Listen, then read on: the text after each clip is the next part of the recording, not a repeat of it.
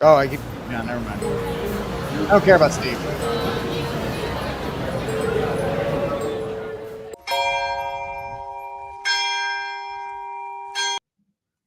Hello, ladies and gentlemen. Welcome to News from the Pew, where we take news from around the world and take it to make it slightly less frightening. I am your host, Rick Barrett, fresh back from the Eternal City, and I'm happy to be joined by Jonathan, our good friend from the state of Georgia, who is hanging out with us today, and then, of course, Steve Cunningham. Whatever.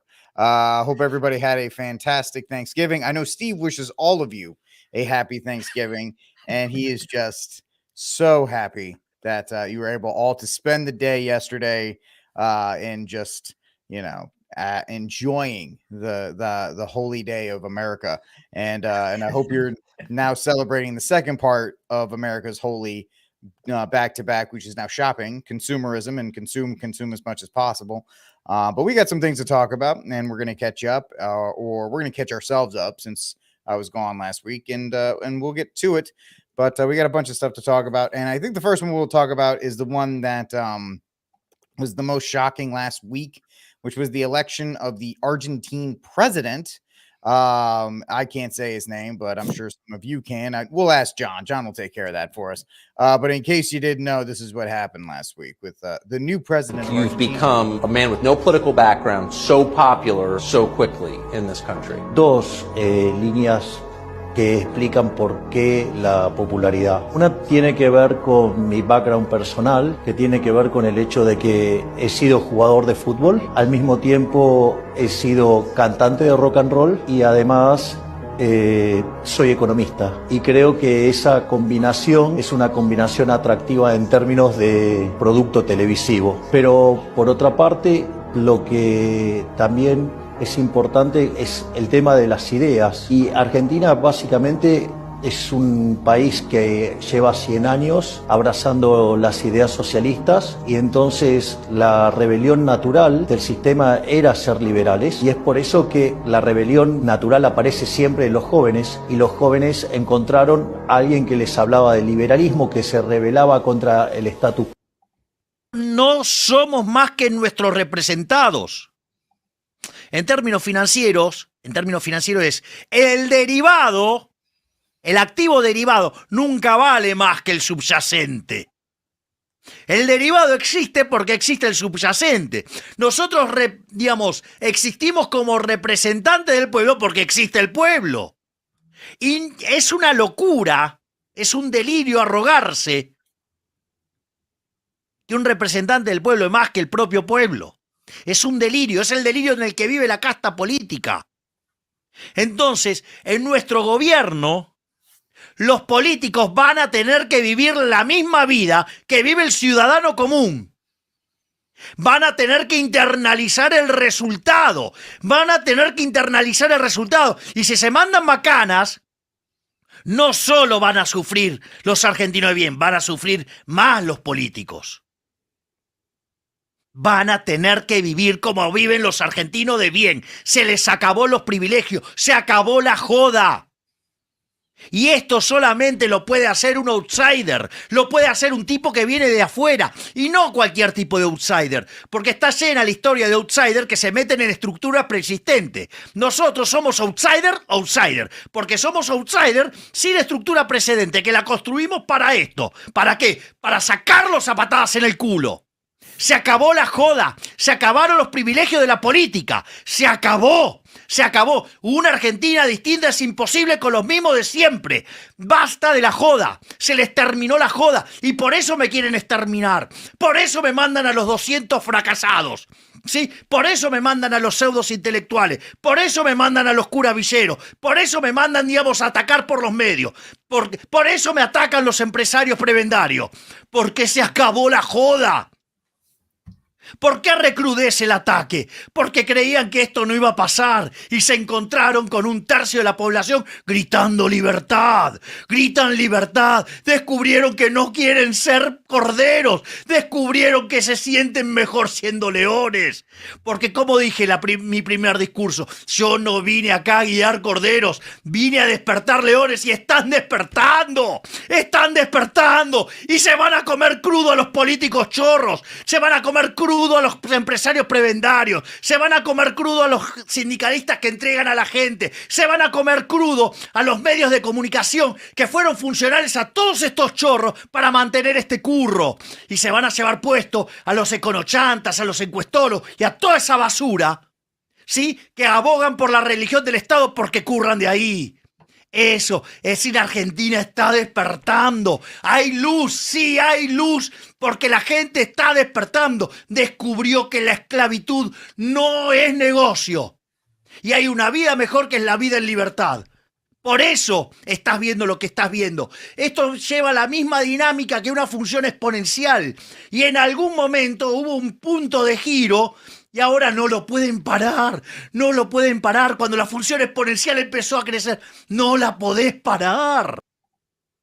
So yeah, he's a little fired up, and his sideburns are really dope in that regard. But I'm just throw this out there before. That's how Rick votes. You got good sideburns? Check. Yeah, absolutely, man. I'm a one issue voter. But the idea, let me just throw this out there before I throw it to John. Everybody is celebrating.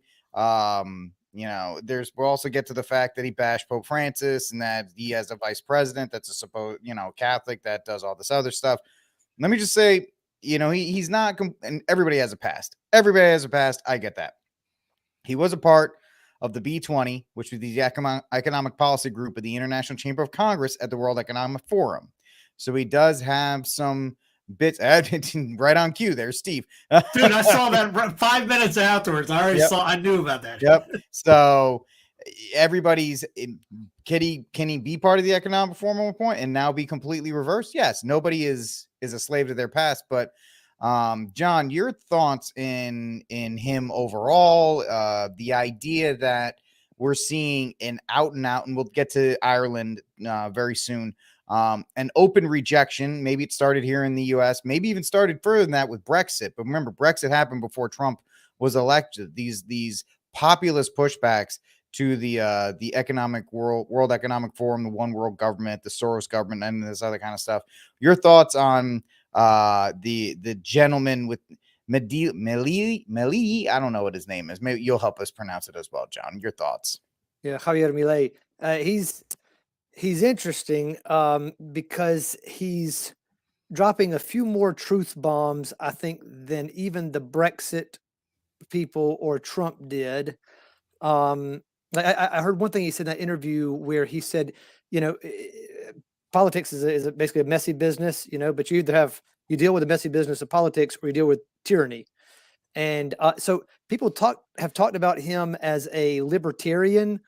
A pure libertarian doesn't, I hate to break this to the libertarians out there, and I'm sure Ron Paul and some others would, disagree, but doesn't really get involved in politics. You end up having to cross some lines you had set for yourself and all. But it was interesting that he made that point that you have politics or you have tyranny. Like you either try to make some of accord with the opposing side, or you deal with tyranny. And tyranny is never any fun for anybody, because there's always basically you're waiting for the next person to turn on you, and each side eats its own, so to speak. So he admits a lot that most of the other populist folks, I think he's going to maybe a little bit further, even than some of the French populists, because they've got even a more delicate balance here in France than the Argentinians do. But look, I would just say two quick points, just in case anybody in the audience doesn't know a little bit about kind of the backdrop. So Argentina financially, it had it much worse on the whole than Britain or than even the average American did before Trump. So I think their politics had gone much worse. Their financial situation and inflation had gone much worse. So, for them, it's a little bit different than it was for the Anglo world, to kind of push back, if you will. So there's that to consider. And just, if you end up looking at, and if you don't speak decent Spanish, end up looking at some of the stuff that he says, I don't know. I watched the Tucker interview and saw the subtitles at the bottom. They did a very good job with the subtitles. You got to be careful. And he makes a point in the interview there to distinguish, liberal for Argentinians. Its root is freedom. You could say it's like the freedom folks. Hmm. So yes, the liberals in Spanish-speaking countries, just like in Italy and others, they're going to use that word the same way anybody would use freedom in English, to kind of there's a little bit of a double entendre there. Just like when in Mel Gibson, Braveheart, he's saying libertad, libertad, as they're stretching his arms apart there in Braveheart. Just kind of imagine it that way. He's saying freedom, they're saying libertad. So it's just, that's their idea of liberal there. It's connected with the idea of freedom, liberty. Just like we can say in Classical English. liberalism. Yeah, and I mean, one other thing, is that he admitted. I mean, I bet I'm sure Trump did this at some point too, and it's not coming to the top of my head the instances in which he did it. But this guy admits that because he played in a rock and roll band, because he was a soccer star, and because he also has a little bit of a financial background, has a few little letters beside his name, like people say, okay, this guy might be legit. With Trump, it was a little bit harder to say. It's like, this is a reality TV show guy, and it's like, it's kind of hard to convince yourself sometimes. It just showed you how fed up folks in the States were and were ready for a change. But, this guy at least admits that a lot of his populist popularity came from his background, being kind of a superstar in the world of music and sports, besides having a little bit of an academic background. So, there are despite the fact that anybody that's connected with the World Economic Forum in any way, starts to get your little spider senses tingling a bit. You have to take note that he's dropping a few extra truth bombs, and there's something interesting about that. It's a game of wait and see, as it is every time. But I don't know. I'm curious. I'm looking forward to hearing more. Yeah, I mean, you got to give the guy the benefit of the doubt. But let's throw it to Steve. Your thoughts? I'm with them. Everyone's asked me. One guy, Jim, just asked me a little bit ago. Asked, "What do you think?" Time will tell. Just like what Jonathan was saying, he's saying a lot of good things. I mean, get rid of the central bank down there. That's and everyone should be like. There was a great meme that was a mass he put out yesterday. Had all these Thanksgiving foods around in the middle, had the Fed, and said, "Which one do you get rid of?" Get rid of the Fed. So anybody that's pushing that, yeah, I'm all on board on that. But yeah, what Jonathan was saying, yeah, we are liberalism, libertarianism, different meanings in different areas. I ran in 2010 in South Carolina, wanted to go for the Libertarian Party, and they did not want me. This is before I was me today. I was not, hardcore Catholic, I guess you could say at that time, but definitely was not for abortion and gay so-called marriage. And I mentioned that, and they go, "Well, you can't be in this party because you have to be acceptable to that." Word on, I think they're pretty pro-life down there with those two, him and his wife, because they're all about libertarianism. Is all about violence. Anything government does is violence. You just name it. It's violence to the other person. It's almost, I mean, Chris Farrar has a great book, The Church and the Libertarian. Get that, because a lot of Catholics like, oh yeah, we got to be libertarian. I used to be a big time libertarian, and then I was like, nah, I can't ride that boat anymore. But I mean, here's a link from Breitbart that you told me about. Argentinians libertarian Milei will be a nightmare for Biden. Possibly. He's taking a spiritual trip to Israel. That was one of the things he said in that Breitbart article. He wants to be his friends, United States and Israel. I'm going, oh, great. So he's going to go get his photo at the Wailing Wall, like every other quote unquote politician. Because like in that video he mentions, he talks, it sounded like another Trump in a sense, because he mentioned it's good for TV. Well, that was Trump. He was great for TV, still is. He knows how to work. I have a video. There's a video going around of how he's almost like Zelensky in the sense of coming from this side, getting into politics. Not saying he is the Z-man, but I mean, he's bumping and grinding on TV news with somebody on there. I'd show it, but I don't want to scandalize everybody on the thing. But we're craving this character. I mean, Argentina news, Financial Times here's one. Backs away from dollarization of central bank pick, rejects role. He says that's pretty much a no-go in down there for him. Oh yeah, that's the Lincoln thing for me. Yeah, There's, yet, there's the Steve, not yet. dancing one. I won't go. It won't go any further. But I mean, here's the one. The doing the closing of the central bank is non-negotiable. So yeah, there are some good things. Time will tell. I mean, a lot of people were jumping and rejoicing for when the lady in Italy won her role, and then she was just, all right, come on in with all the immigrants. Like, wait a minute, time out. You see a turn on that. We'll get another story with Ireland, but the Netherlands, a lot of European countries are now kind of waking up to all these lefty ideas, especially with the immigration stuff, because it's destroying their areas. Maybe, I mean, the populist things, people are getting ticked off about a lot of this. I keep thinking there's going to be another kind of global French Revolution thing happen in the next not so distant future, because people want that quote unquote savior to show up everywhere.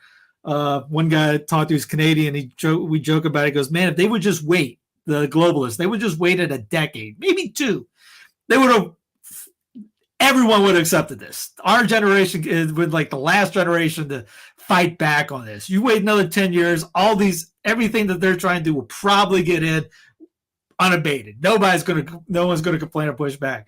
But there's pushback now, and it's, I don't know, like I said, it's too early. But yeah, you're part of the WF. You're like, all right, that doesn't make you automatically the devil, but you start going, okay, question down here in the back. You're with those guys. They have you on your website. Why? What say you? He has mentioned something about it, but I know the guys that I follow are like, yeah, we're not too we're not buying that excuse. So I don't know. Could be a Zionist too. Could be. There's a lot of could be's. So far, he's saying a lot of the right things. Was it, he wanted to close the diverse cabinet that they have in Argentina? They're like, hey, that's a good start. Yeah, but I don't know. I'm not, don't put your hopes in princesses, but it's a good start. Yeah, I don't know. I don't want to say something like, oh yeah, he's my man. And then a year from now, he's going to be like, holy crap, he's Zelensky on steroids. I don't know yet. And let me just throw this out there too. There was the second part, there was the economic part, but then there was the, as this being a Catholic show, and we have 3 Catholics, you had the fact that his vice president is a, about church attender. She attends the SSPX. You have the prime minister, or the president, calling out Pope Francis. Listen, I'm not a Pope Francis apologist. I don't think anybody on this program is. But the overall celebration by certain Catholic media members of that statement is actually, I think, quite, it's actually quite pathetic. And you don't have to love, none of us love Pope Francis for the confusion and dining with the trans women and all this other kind of stuff and speaking out of both sides of the mouth. I get it. But when somebody openly bashes Pope Francis, are we not called to pray and to pray for those who persecute and so forth and so forth? So I don't know. I'll throw it back out to you guys again. Your thoughts on that Catholic side first, the vice president, and then I don't know. He made his comment, whatever, that's fine. Make your comment. But the certain factions that picked it up and ran with it as if this was some kind of celebration, it's like, that's still the chair of St. Peter. And that's still the man that occupies that seat. I don't know if I'm throwing you guys in the hot water or not, but if I am, John, your response. Well, I would just say this. I thought about what he said more deeply, and then kind of came back to it after a day or two. And the thing that hit me, kind of taking it away from the personal, is he focused on how Pope Francis has basically wanted to lessen punishment for those people who are actually malevolent, actually evil, and have showed both evil intent and done things that are clearly evil. All right.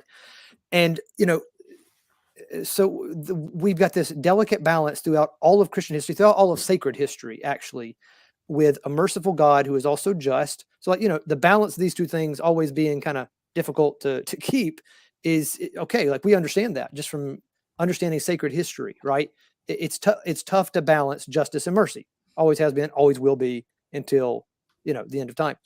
But I think he brought up a good point that Francis's approach to the truly evil in basically giving them, oh, let's be patient with them. Let's wait on them. Let's wait. And I don't know, basically let's not punish them. That is eventually it's going to have a blowback. Now, whether it's the same evil people committing more of their injustice and making more people suffer, that's horrible in and of itself. But eventually, as kind of what happened after a lot of different wars, but I mean, the one that hits most close to home for most Americans and most Germans is what happened after World War I. Okay, like you either have the incredibly harsh punishment for those who, yes, deserve some punishment, but did they deserve that much? And then you have basically absolutely no punishment for those who did deserve a good bit of punishment for evil deeds done, and then nothing. Like that sort of extreme, no punishment at all, or like very little punishment based on the crime, or crushing somebody even when they're down, that sort of thing, and just going overboard. Those two things, there's always a swing back.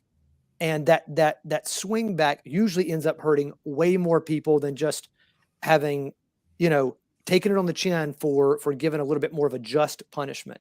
So I think this guy, Javier, I think he's got an interesting point there about Pope Francis, is that this focus on mercy. I mean, it was in Pope Francis's motto from day one.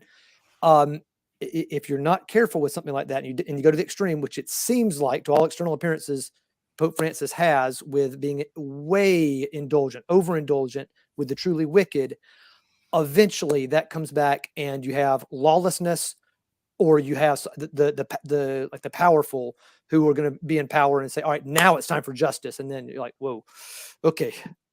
So I think he's got a point, and I hope we don't see it in our lifetime, but all signs indicate it probably will. Thoughts on the vice president? Oh, to be honest, I haven't looked at the vice president a lick, so I couldn't say anything intelligent right now. All Yeah, right. from what Jonathan was saying, I think, correct me if I'm wrong too, most heresies in the church went from one end and it went to the next one was the complete opposite. I mean, overcorrection every time. It's, as you guys brought up before, I mean, the lack of charity a lot of times too. I mean, there was I did a sermon, there was a Byzantine priest did a sermon on unity and the three things that go against unity. One was charity, and he mentioned in the TV series, I haven't seen it yet, but I saw the clip that he was talking about in Band of Brothers. There's a officer that he's not happy with. He's not friends with another fellow officer, and that officer ends up becoming the superior, and he's forced to basically salute him. He didn't want to salute him, but he salutes him. And the moral of the story is like, why didn't you salute me? He goes, I'm saluting the office. I mean, it's not a lot of that going on. It's mostly like, we run off emotion. We talk a good game. But I put a couple posts out because everyone's going after, there was a week of people going after each other on videos it's like one making a video and the other guy's making a video about that video and the other guy's making a video about that video about that video. And it's just, what are we doing here, guys? I mean, what's our purpose? What's our plan? And people come out with some other ones like, hey guys, chill out a little bit. Remember who the real enemy is, in a sense, kind of go back to Hunger Games, which we're kind of living in that real time, especially with our leaders. But it's when we see John Climacus mentions that if you see somebody smearing another, stop him and saying, I could do something worse. We could do something worse. We could be worse than what that guy is doing very easily. And you think about that, yeah, of course. And sure, I mean, and then Francis came from Argentina, so those guys know him quite well. And there's no love lost, I guess, when it comes to people in that area. But yeah, when we see that, we're like, as Rick said at the beginning, is that your only vote? I mean, you're saying, hey, you hate Francis. All right, I'm voting for that guy. So that guy must be liked. It's just, it's more complicated, I guess, for all that. I mean, if that's the reason why you like him, is because he called Francis a bad name, going, check yourself, I guess. I mean, step back, go, do a 30-day spiritual retreat, get away from things, find joy. I don't know. It's a weird, like kind of what Jonathan was saying. You see that, and you just get to this opposite reaction, and then we just focus on that hyper reaction of that, not just justice but anger, and then everything all our bias, all our opinions are flowing through that one channel, and it doesn't make for a good ending. No, it doesn't. And John actually went a lot more in depth than I have. I actually never really looked at what the guy said because I don't care. He doesn't really impact me. My whole thing was the fact that every time somebody had, in the reactions that everybody had after Saturday, Sunday to it, the fact that it was always in the first couple of lines, he called Pope Francis a bad word. Like, this was one of the things that made him good, not his economic policy, not the fact that he's trying to do all this other kind of stuff, not even that he's a libertarian, all that, but this was like one of the main highlights that people, you know, were highlighting. And just the fact that I was like, come on, guys, this is just not something that we need to be proud of. And in fact, and I'll say this, and if you guys want to push back or jump in, fine. Like you said, Steve, we gotta know who the real enemy is.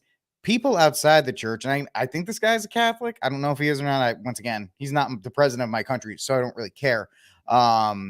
The enemy looks for opportunities to stomp, to put down the church. And the fact that we have people within the community, our one universal Catholic Church, who are highlighting and promoting the fact that somebody is putting down the Holy Father. I mean, he's the Holy Father, for goodness sakes.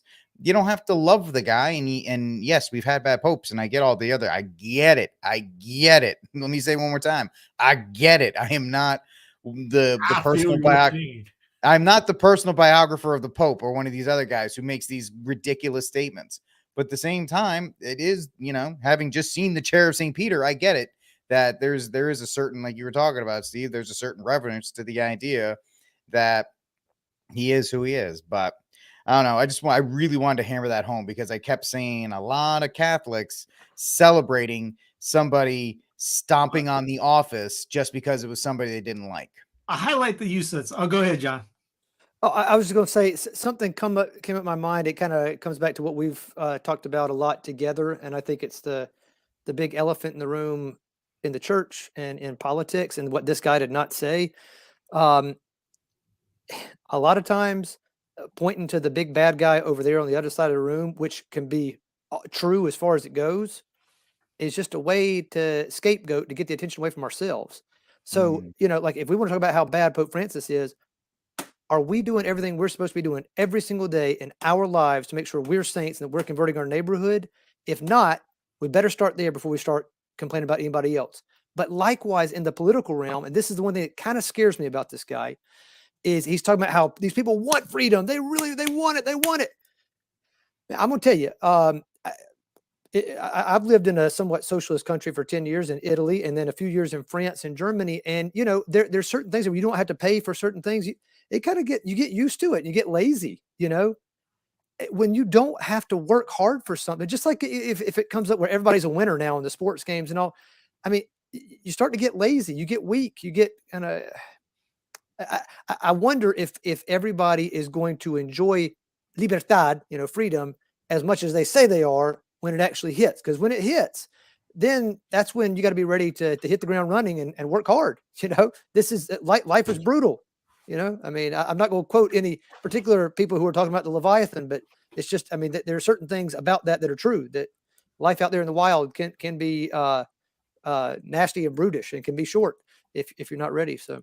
Yeah, Schumpeter says something. Here's that great line of people like the word freedom, like the word liberty, but the actual practice of it, they don't really care for. I mean, imagine we live in a free liberty society. No this, no we call it the net, no net for safety net or anything like that.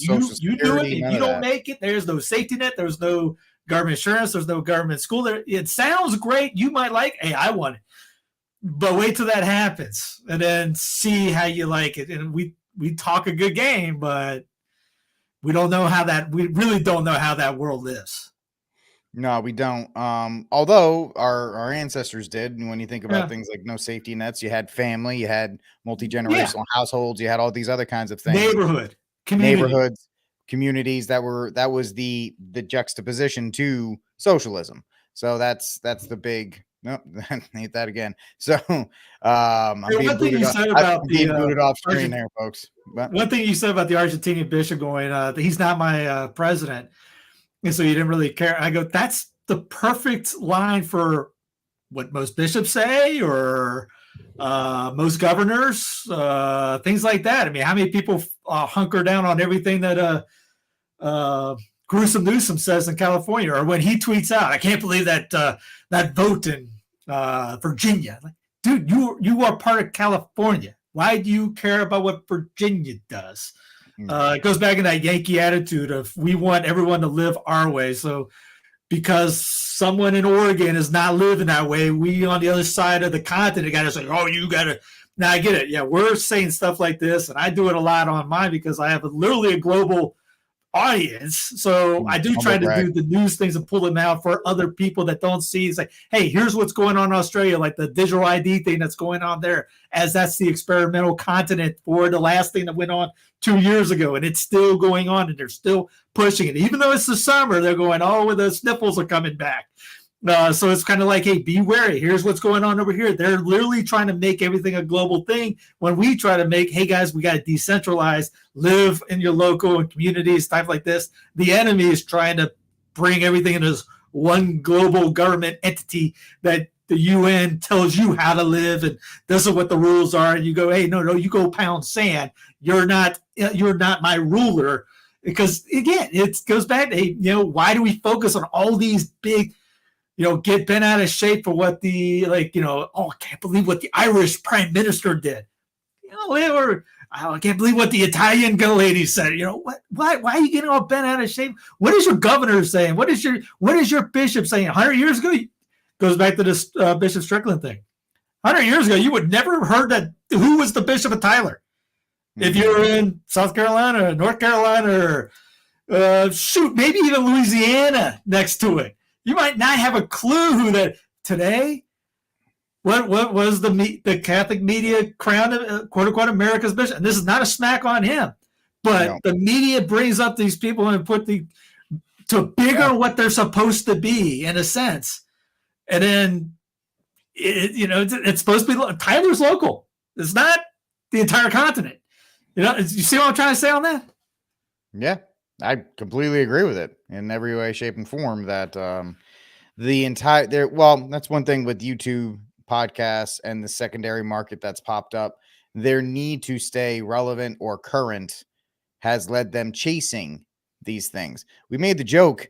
Fwaz's Good News Show doesn't get many likes and attention or retweets or views, but Bishop Strickland being removed gets gazillions of hits, and the 5 other channels and follow-up videos that are about that. Everybody is just so addicted to the bad and addicted to the bleed it leads idea that that's what people are now being that's the content creator shifts to what people watch, and so that's what they feed them. And so by the way, I was wrong. I was in error. I misspoke. It's you're in Baltimore. It's spring and not summer.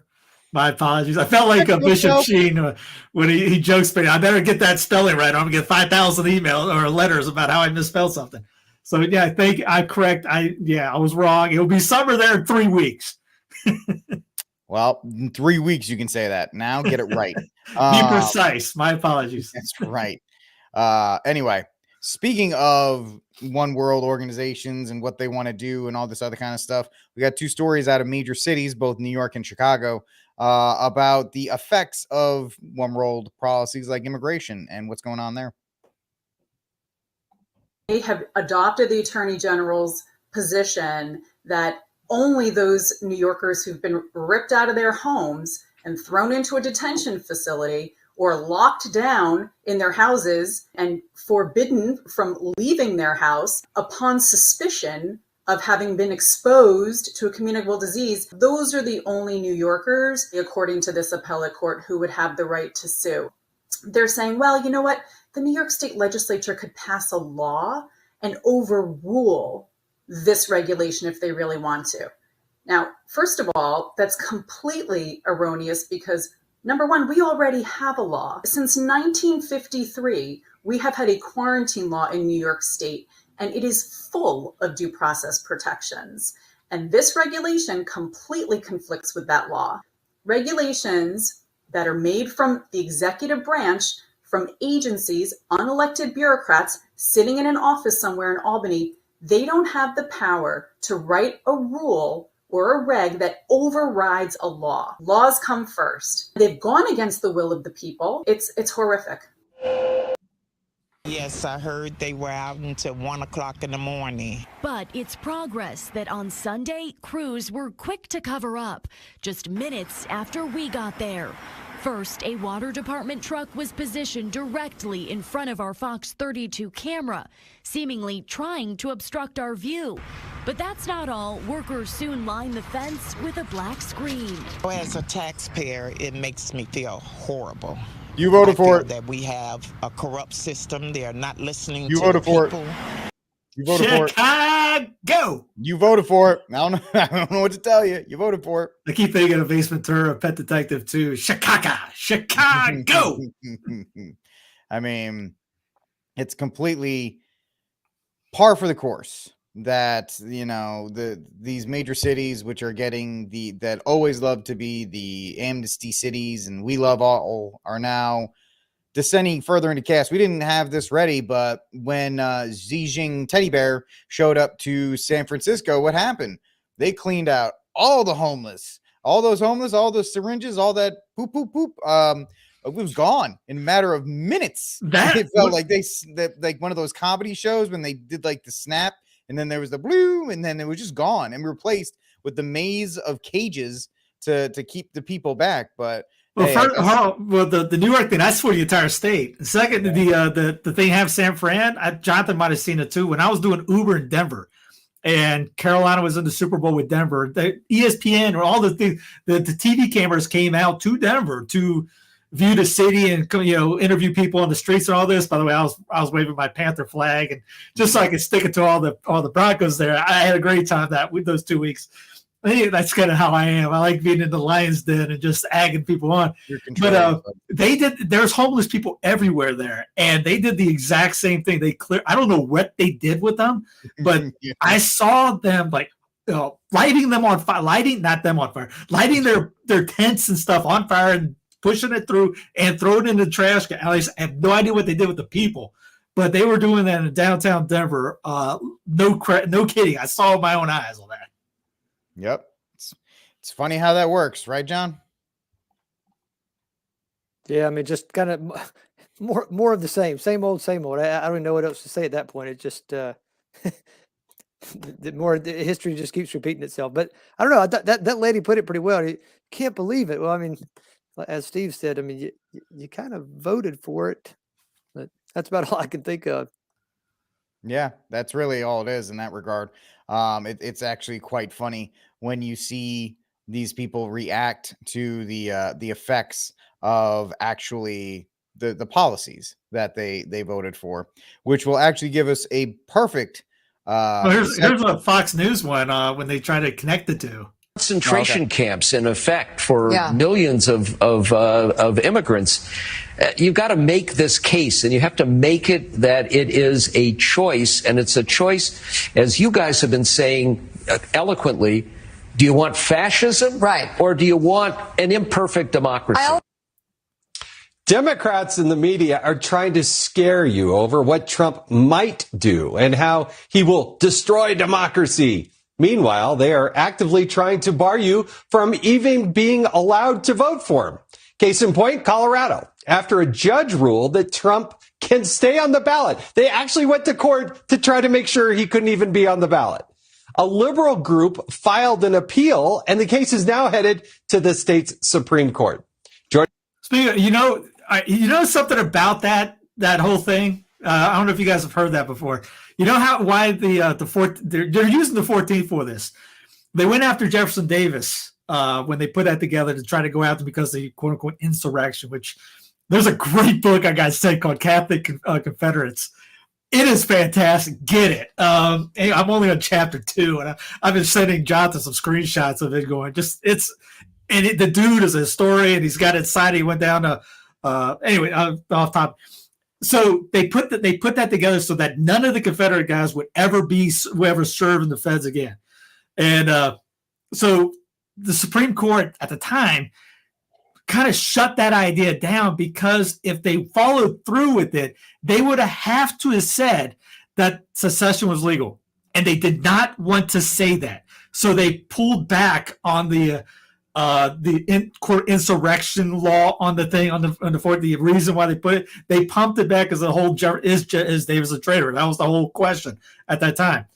Now, that's the only I've heard that. I go, you gotta be kidding me. They stopped that because they did not want to admit. Because if they did it, they would have had to admit that would happen, and then you wouldn't hear those people today. Oh, secession is illegal. Oh, blah, blah, blah. It's in the Declaration of Independence to be able to pull that off, and which people keep on saying, oh, we love that thing. But anyway, sorry, I couldn't help but admit that. Joining me now is Brett Tolman, former U.S. attorney. Brett, they don't want these people to be on. They're all for democracy. They just don't want there to be a Republican candidate. And Sebastian, it's literally called Catholic Confederates. That's exactly right, Jason. I mean, this is unprecedented activism by lawyers who want to try to manipulate the law, manipulate facts, try to utilize the courts to eliminate a candidate that they're afraid of. This is something that, I guess many of us might have speculated would happen if someone was resentful enough and fearful enough of a potential candidate.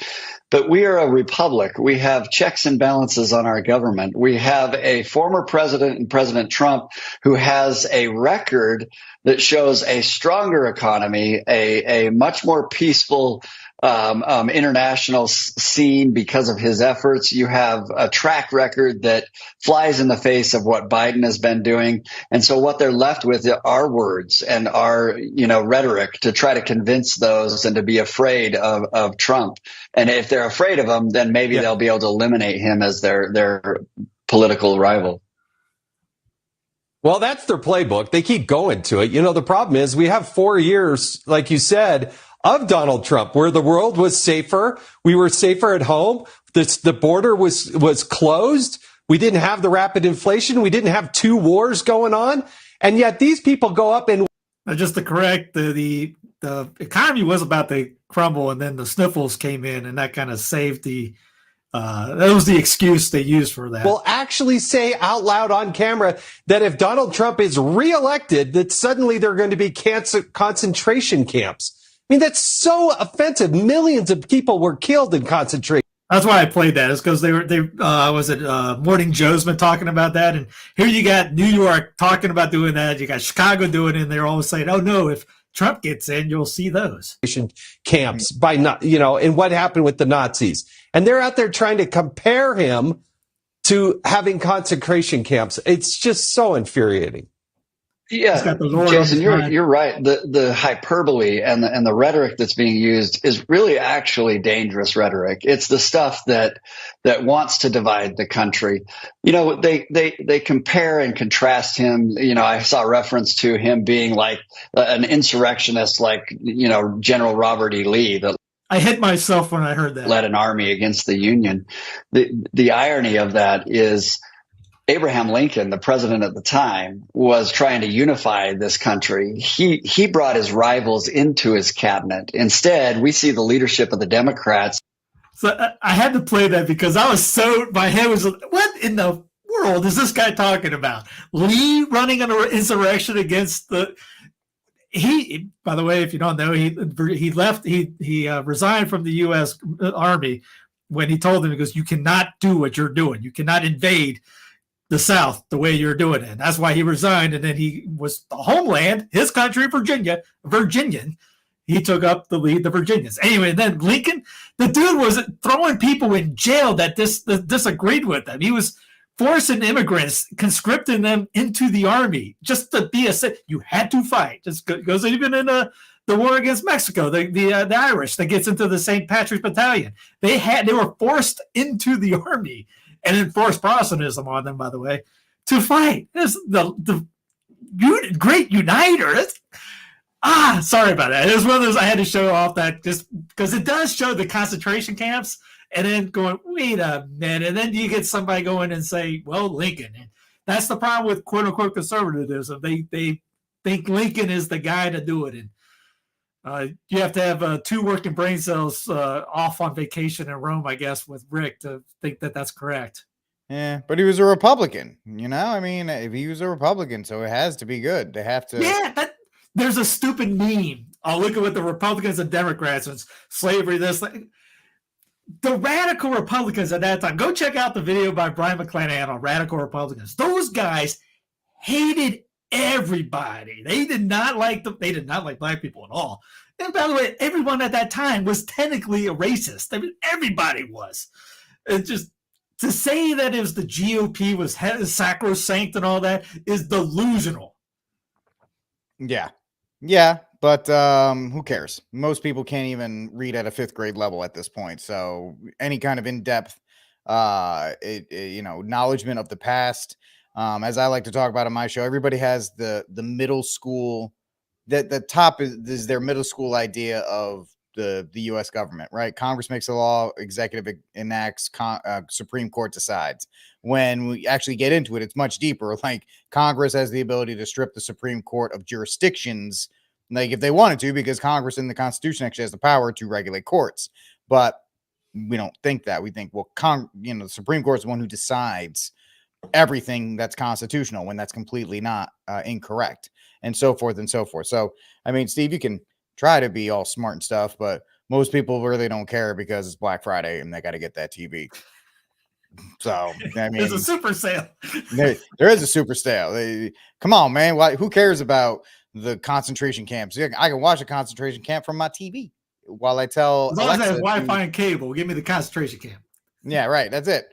As long, But right? that's What's what that Australia, mean? they It's had all that. the Roman Empire, but now with Wi-Fi. Yeah, on Australia, they had that down there for a while. And that's where, I guess, and as Rick, his show, if you guys don't watch his show, he talks about a certain G word. They didn't have, the public down there don't have any guns down there to fight back with. The government, the only ones. They literally had camps. Yep, they did. And the crazy thing is they did propaganda where they put beautiful people in the camps. They were like, oh, we're just like, and they would be on TikTok or, oh, look at how fun it is, blah, blah, blah. And then we get there and be all like fat, ugly people. We're all the attractive people. Yeah, they're all back where they're not in the camps. I know we're not supposed to watch South Park, but remember that? Did I say death camps? I meant happy camps where you get full dental. I watch South Park. I mean, I get it. I know I'm not supposed to, but they're so the whole Kathleen Kennedy one was so amazing. And the fact that it's all anyway. Moving on. I don't want to fall down the rabbit hole of South Park, but so we talked about that.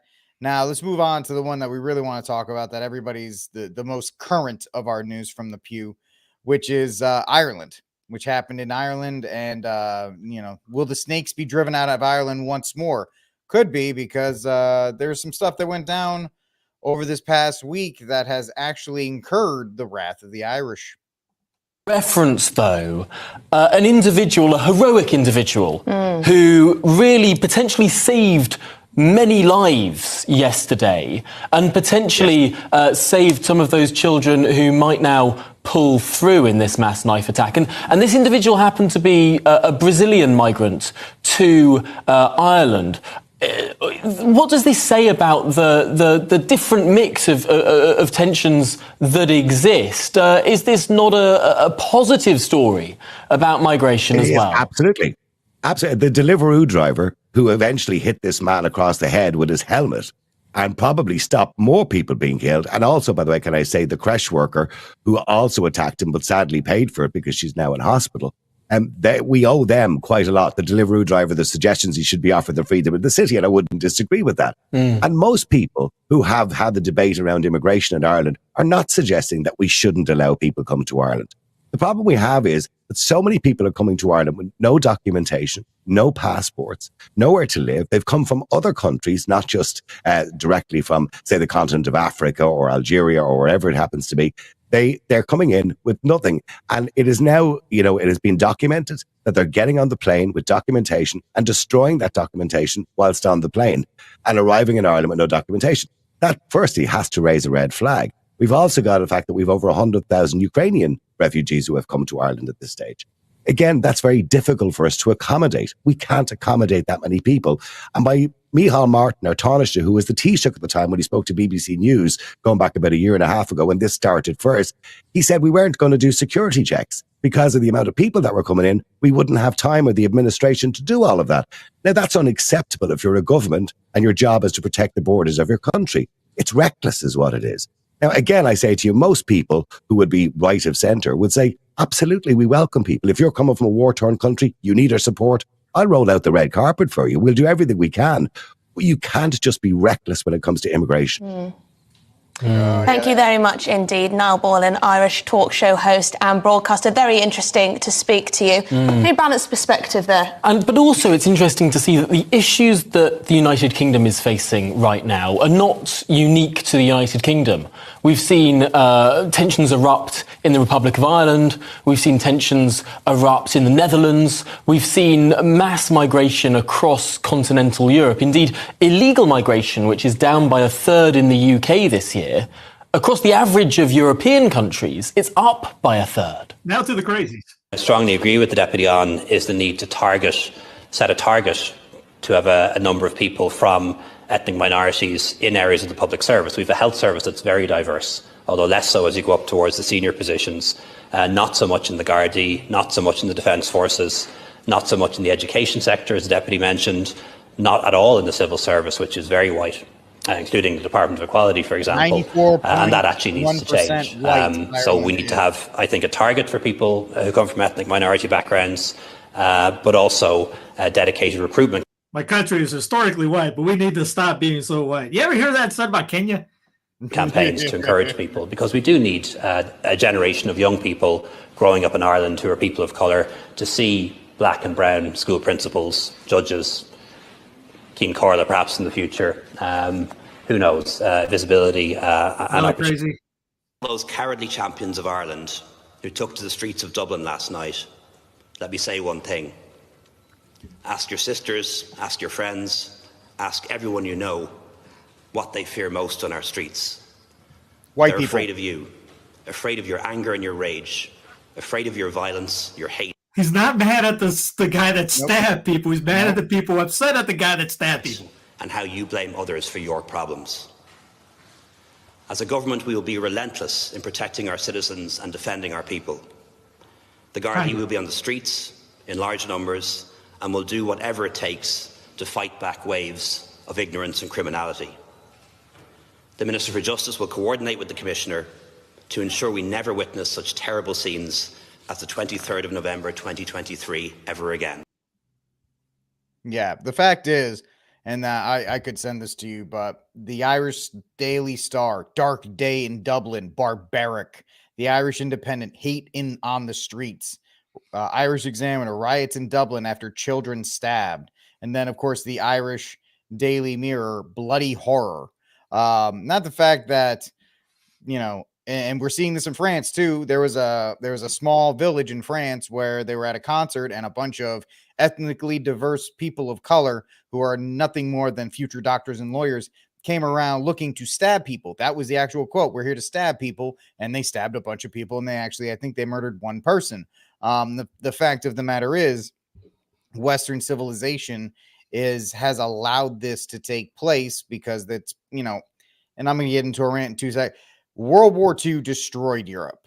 And I think people haven't actually gotten around to the fact that with the destruction of national identities, Ireland, Italy, Germany, Spain, France, they all became economic shops, essentially. They lost their ideas and what made them special. So the longer lasting, we may have won the war in the Second World War, but we lost it in the long run because all the things that have happened are a result of World War II. Because anytime you try to speak about your national identity in a European state, oh, well, you're a Nazi. Oh, well, you're trying to link us back to Germany in World War II. And they use that to bludgeon and keep down any kind of idea to unify a country. Like look at anytime the Netherlands, the recent one up there, far right, extremist, Nazi. unless you have what this guy wants, your checkbox of diversity beautifully taken care of. And that has been set up mainly as a result of World War II. We are still feeling the effects of it, and we're still trying to negotiate it. And this is obviously the result of it. And the fact of the matter is, people will get tired of it, and kind of, it's a nice bookend to what's happening in Argentina. Eventually, people get tired of it, and they want to change. They want, no matter how much you try to repress it, Argentinians want to be Argentinians. People from the Netherlands, they want to be from the Netherlands. Italy has its own culture, then France, then Switzerland, although Switzerland's a canton, I get it. Spain, and so forth. So the fact of the matter is, these things are going to happen because the population, doesn't matter how much you call them racist or Nazis. I mean, Conor McGregor, of all people, was anti-nationalist. The MMA fighter, he was anti-Trump. He was an anti-Trump guy, and now they're calling for him to pick up the crown and be the king of Ireland because he said some stuff. And that's great. I hope Conor does turn around and say all of these other things that will continue to promote and keep this fire going. Folks, we're not that far removed historically from when mobs removed leaders from office and installed their other ones. So I don't know how far we are away from that. I don't know if the political solution, John and Steve, how much longer citizens of these countries are going to accept the political solution, especially when they're being talked down to about, you need to be nice to the person of color from a different country who stabbed one of your countrymen. But the result, no, you can't do that, John. Yeah, I mean, I know I guess threw a lot. I know I threw a ton of stuff against the wall on that one. So, if you want to try and pick and choose through it. I mean, like what you and Steve have already said, it's part of it's just the crazy gaslighting by talking about, by focusing on the so-called, I mean, the rioting. Okay, I mean, did they really hurt anybody though in all that rioting compared to what happened, previously? What prompted the rioting? I mean, so that's certainly a form of gaslighting, and that guy's an absolute scoundrel, to the way he put things, talking about they need to see more black and brown principals in the schools. Like, just one quick thing, that is so insulting to any non-white. Like, you need to see someone of your own color in order to what? Yeah. Why don't you say that part out loud? But they never do. It's just insinuation. So that's ridiculous. But if you could kind of search for a prompt for what happened, it's not simply the immigration issue. Like, what it's going to, well, I'll tell you what, we got to kind of take a few steps back. It's going to be much, much harder to make immigration like they want it work if everybody's having babies the way the Catholic Church says you ought to be, at least be open to life, I mean, look, the way it works in nature, as we know, some of us sadly, and some of us being more or less overrun with kids in a short span, like you got the extremes. Some people are going to be blessed with lots of children, some with a handful, some with one or none, and that's the way in God's providence He sees fit. But for us to try to play God on either one of those two spectrums, you got the in vitro, you got the IVF stuff, and then you got the craziness of trying to block procreation at every turn and corner, except in the very act itself. That's where the mess, in a certain sense, originates, right there. Because I mean, you're not going to support all the old people that, based on the way the numbers are right now in Ireland. Based on different numbers you read, but more or less like right now on, unless you import a lot of younger folks. Yeah. So what are you going to do? Yeah. Like, it's not going to work. Now, is this the right answer? I'm not. I'm definitely not saying that. I don't know. I'm not sure I have a right answer to offer anybody. But the situation was prepped in part by the turning away from the faith by those in Canada, Catholics in Canada, Catholics in Ireland, and then you could just kind of go all around. And yes, the Catholics did it later than the Protestants. Yeah, if you want to go back and kind of like play the blame game, but if Catholics were having children as God intended in the United States and Canada and Ireland and other Catholic countries, I don't think the immigration issue would be quite to the fore that it is now. But they played their hands right. They knew to kind of tempt our what the Latins call luxuria. So basically, kind of like sense of greed. Like, well, I'd like that, and I like that, I like that. But with kids, it's going to be a little bit hard to get that, and that. I mean, I can just tell you, like, we had to stay home for, everybody else went somewhere nice for Thanksgiving among my family, but we stayed home because we got 7 kids, and so we didn't get the invite. Folks with a dog or 2 got the invite. We didn't get the invite. So like that's the way it's going to be. You're going to have these different things you're going to have to suck up and take, and the Irish used to, probably better than any other, I don't know, top 3 of any other people in the entire world, used to know how to do that better than anybody else. And now it's not that same thing. So now Ireland's kind of getting what they opted for about 30, 40 years ago. And so that's part of the, if they got to take some of the blame, they need to kind of put it where it needs to go. And it's back there, I think. That's part of that whole thing with Western civilization just, killing itself. Right. The idea of procreation and it's ironic as you say that's John, the boomers who are now suffering from lack of kids are the ones that promoted the idea of not having that many kids. So talk about slicing off your nose to spite your face type of idea. Steve, your thoughts on all this? I watched you see the Paul Joseph Watson video? At the end of it, he had the like kind of somebody did a man on the street in Dublin. I think it was Dublin. When they asked him what's the number one baby name in Ireland? One guy goes, it's Patrick. No, it's Kent. It's Peter, whatever. I can't remember the name. And the guy jokingly said, I don't know, Muhammad. He goes, yep, number one baby name in Ireland, Muhammad. It's also that in France and all these other European countries, it's number 1. Yeah, you see the Netherlands are standing up to it. I think Italians are finally getting us. We're done with this. What was that city? It was a couple of weeks ago, John, that they immigrated all these. You're talking about that little island?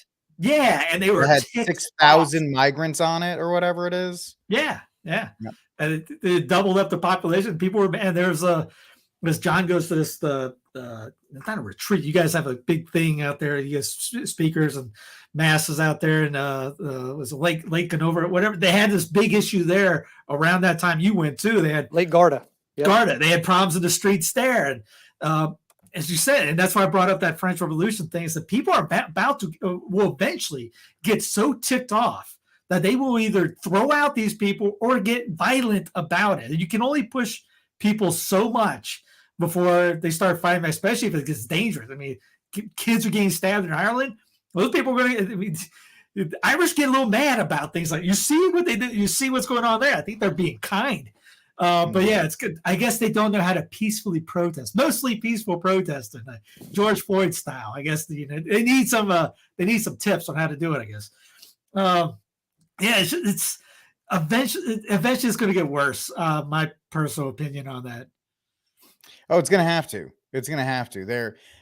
Because the idea is, in case people don't understand, that is the people from countries that are Middle and East or from Africa that go with Islam. Their idea is 10%. Once they get to 10% of the population, that's when they start bullying and pushing people around. So that you'll start to see it. Jihad. They have to infiltrate. They have to become the minority. They have to change it around before they can get more uppity. And they have to be friendly and all this other stuff until they get to 10%, and then they can start using their political weight, like they said. So it's going to take that. Like I said before, we are not that far away from the time when people used to overthrow governments and install people they wanted to rule in that stead. So all these people in the media that are freaking out about like electing a guy from Argentina to be a dictator or Trump being a dictator, you are not far away. I think it was Mike Church might have said that, Jason, not Jeb, whatever his name is, one of these other guys that said the guy that comes up that eventually will fix this is going to make Trump look like a babysitter. The guy that will eventually step up, a new Caesar, if you want to call him that, or whatever in these countries, it's gonna come to that plateau. Either you're gonna get a guy like a Caesar or something like that, or the guy with the mustache from Germany, or the guy, Mussolini, and they're gonna pick that guy to fix this, or you're gonna get the minorities becoming the majority. And unfortunately, there's no peaceful way out of it at this point. I'm sorry to say it that way. Maybe you have a president or somebody that comes in and just does mass deportations, but maybe that's under that Caesar-like stance, and that's the only way to clean this up. But you've already crossed that, right? The die has been cast. They've already crossed the Rubicon. Whatever statements you want to make in that way, there is no going back peacefully. You can't ask these people to leave. Maybe if you elect somebody, I know there was a video of a migrant in the Netherlands that was like, oh, they just elected this guy, I'm going back to my country, right? So maybe you get a little bit of that, but they're insulated. That group, that other culture is here, and they do not want to assimilate, as the Westerners would tell you. They want to they want to control. They want to make any of these other things. There you go, Steve. You got your first vote for president. So, of course, you want to be president. You want to be the elected king.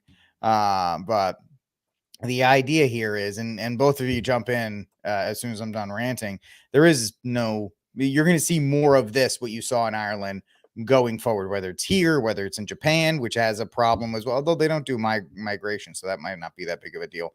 Mostly Western countries going forward.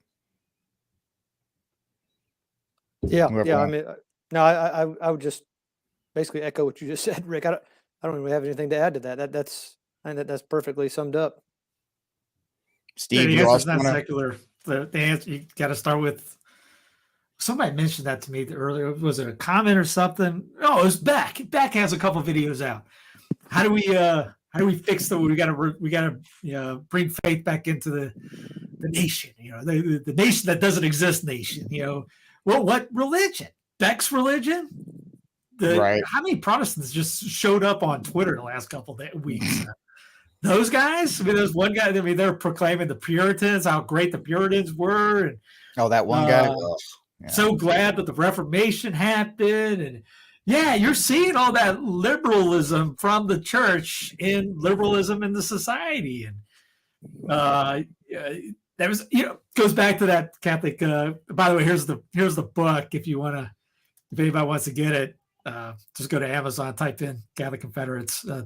Cool book. Anyway, I bring that up because what popped in my head then was in chapter 2, I think it was, he makes the argument that people in the North were saying we got to eliminate the South to eliminate the Catholic religion, because there were so many more Catholics in the South, Irish, things like that. There was mostly Puritans and Protestants up in the North, and they hated the South. They hated the Catholics so much that they saw it down there in the South, the influence, because there were so many. The priests down there, Kentucky had a lot of numbers. Virginia was Maryland, obviously. Virginia had it. North Carolina, so. Florida, but they were looking to eradicate the Catholic religion. They thought that was a great idea, even though there was some up in the North, yes, but not as much as fervent in the sense as the Southerners were. So I mean, there's that. You got to get rid of a lot of your past. You see that with the hatred of the South, the hatred of everything down there. You want liberty? They're burning the statues and people that were fighting for that at the time. Don't bring up the slave thing, because everyone and their sister had slaves in that time. And the flag that flew on the slave ships was that flag that you sing the Star Spangled Banner to. So if you want to get into that, we can get into that. But that was just the culture of the time at that time. It's like But yeah, the answer is Brown University, a major Ivy League school, is named after one of the main slave traders in Providence. That was a huge deal a while back. The Brown family, who Brown University named after. Yeah, it was just used so that the no foreign intervention would come through. It's propaganda. That's all it really is. In that regard. But yeah, you got to get back to. You don't get back to the Hilaire Belloc line, the Catholic or chaos, and we see a lot of chaos. Yep, exactly. And, there is something too that these folks who want to go to the kind of another extreme and say wipe away all our history by now, I mean, look, I'm all against the military state as you guys are, but renaming all of the military bases after recent minorities, and because you don't want to name them after, sometimes some of these folks were Southerners, or some of these folks were less than conspicuous in their moral lives.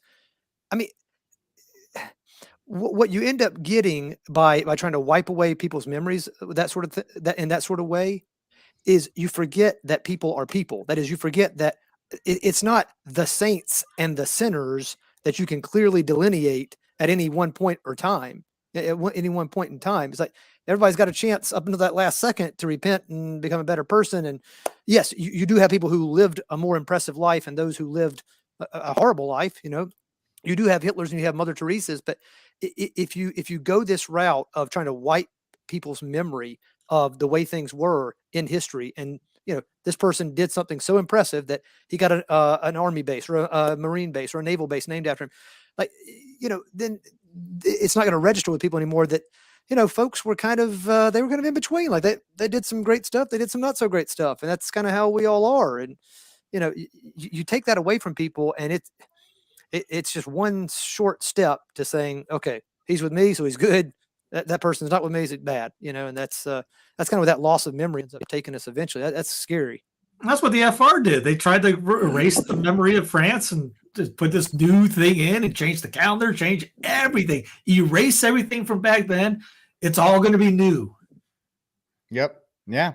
And it doesn't have the tradition to stand on it, and that doesn't help. It doesn't. And then there's just chaos there. Speaking of which, they don't call Fort Cavazos, formerly Fort Hood. They just call it the fort now. They don't call it anything else because everybody just thinks it's, Fort Cavazos. No, it's Fort Hood. It's what they want to call it versus what everybody in the town actually knows it as. All right, folks, it looks like it is time for our cry room and our saint of the week. So John with terror as I say that, because he's like, I don't got anybody. So I guess we'll skip you first and we'll go to Steve. Or if Steve's not ready, I will go first. So that way I can actually get mine in so nobody takes it. So, all right, for my saint of the week, I'm going to go. I got two sports ones this week. Saint of the week, Ichiro Suzuki, the famous baseball player from Japan.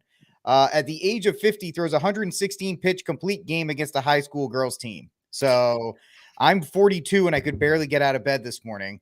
And yet Ichiro Suzuki at the age of 50, by the way, if you ever saw Ichiro throw from the back, all the way from back right field, was he a right fielder?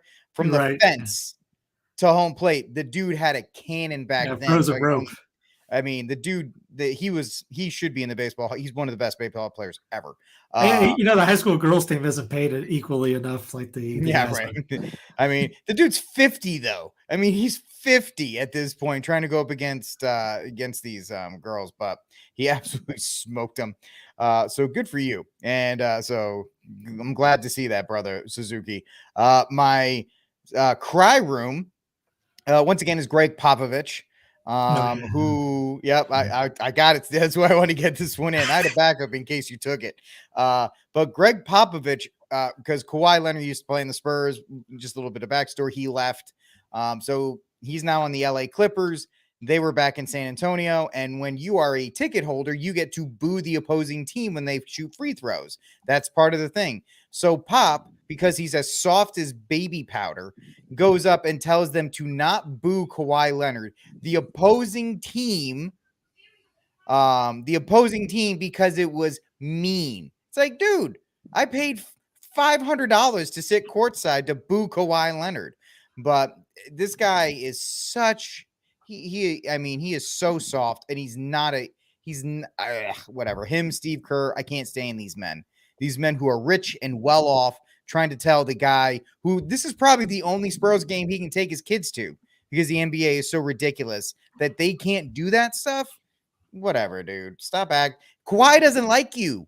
Kawhi's not going to be your friend because of as long as you're not cussing and making a fool of yourself. The hecklers if you want to boo and wave like a foam finger and stuff like that, have fun, man. But What a loser! I'm sorry, I can't do There's this. sometimes you go to a minor Elitist league game, you're nonsense. somebody That's that's what it really is. going at it, has some good lines. It is fantastic. Yeah, yeah. So I mean, back in the day, before I was more hardcore Catholic, I was much worse at Red Sox games. But we won't have to talk about that. Anyway, so that's my sports theme saint of the week and cry room. So, John, you got anybody? Who you got?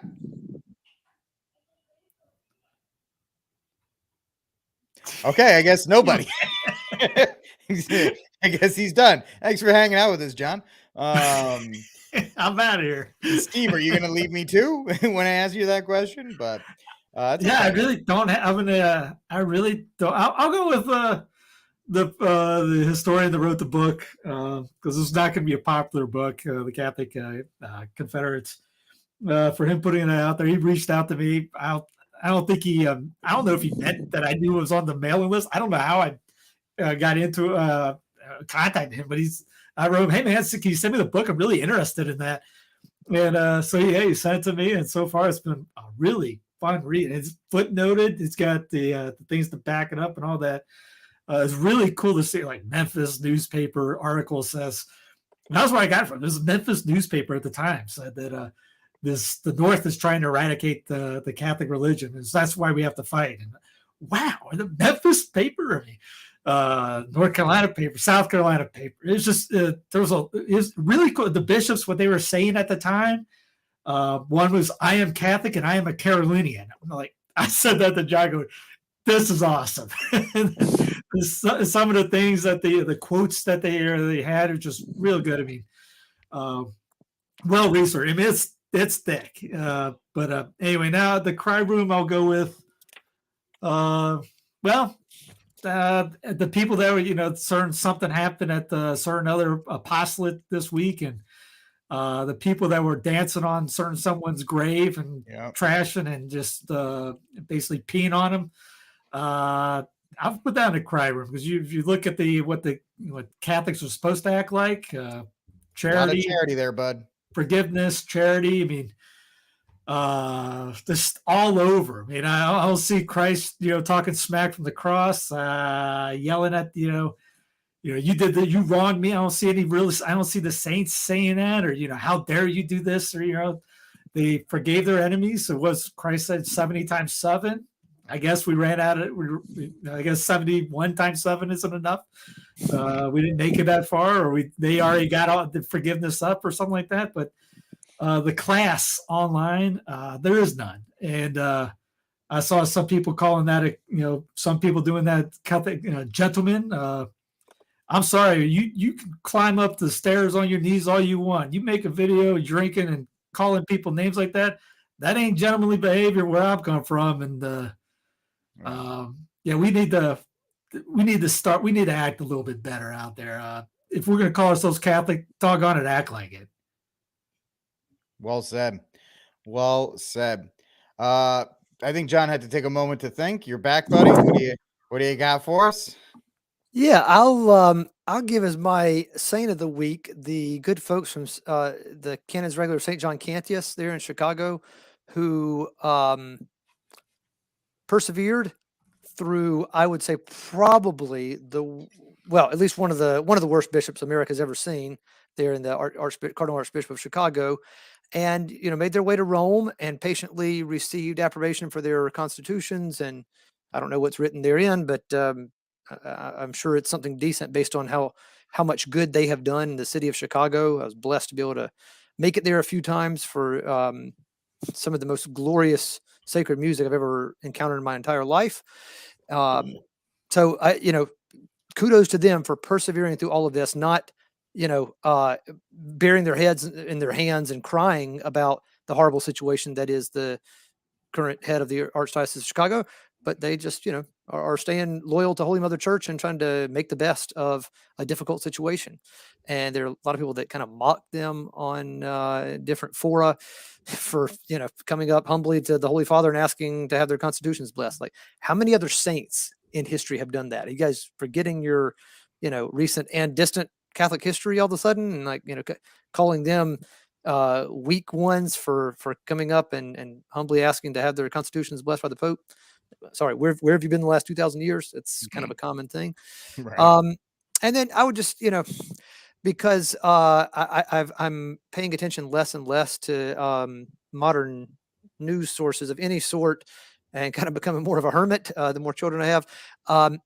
I'm gonna have to put in the cry room Breitbart. Like I knew to expect from Daily Wire that they would be completely painting the Israelis as the saints and the Palestinians as the devils. Like I knew to expect that with the influence that Shapiro has. But and I knew, I've known for a while, a decade or more, that Breitbart's got the deep pockets come from a certain sector, and so that their stuff's going to be more pro-Israeli than anything else. But I don't know. I thought, in the honor of still the honesty of their founder, Jewish connections be damned in this regard, that there'd be some sense of just kind of balance there, but there's none. And so, it was nice once in a while to be able to go to Breitbart and just say, okay, I know I'm gonna have a roundup of all that's going on in the world, and sometimes some intelligent pieces, but they continued to disappoint and with so many things, kind of paint some as saints and others as definite devils based on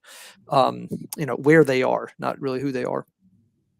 Yeah, honestly, we could throw in there as an honorary quote unquote saint of the week is Candace Owens, who I've never been a huge fan of.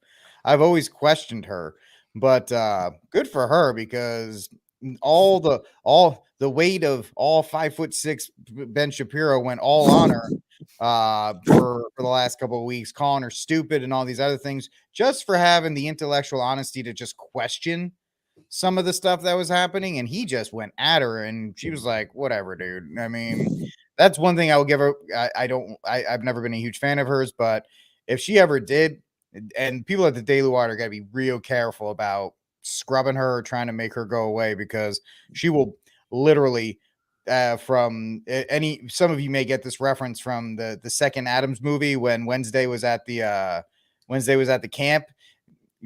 Candace Owens will literally say, burn the village. She will burn the village on her way out. So they, good for her for not crumpling or not bending the knee to Ben when he really did put significant pressure on her. So, like, she may do something bad a week from now, but overall, good for her. And one more thing on John's point, and I learned this when I was in Rome during one of the Crips tours. We get mad at all these things. Everybody who loves Capuchin friars or Capuchin monks, when they went to get their order blessed by the Pope, it took them 3 years to get it. And the Pope mocked and ridiculed them for 3 years. So, this instant gratification that we have in these United States, John, you're correct. We really don't know our history, don't remember our history. We don't understand how these things work. And I think it would be behoove a lot of us to, go to Sensus Fidelium Press and look at some of the great books that they have, so you can learn more Catholic history, so you can get, become more learned like myself, and kind of like John and Steve, if you want, you'd be like them. Thanks for the plug. Got more coming out. I was going to do one today, but I'll wait till next week to put the Christmas one out. And I got about 3 I think I'll put out next couple of days. Yeah, folks, that's not, considering Steve just published 5 this morning, I guess it's a little slow for last week. One every day of the week. That's why if someone asked, hasn't been any clown playing in a couple of weeks, because I've been trying to get those up. And he's only got 24 hours in a day, folks. He's only got 24 hours in a day, so you got to give him a little bit of a break. But all right, folks, that's it for this episode of News from the Pew. Thank you for hanging out with us. Like, subscribe, and share the News from the Pew. We will see you next week. God bless, and Viva Cristo Rey. Viva!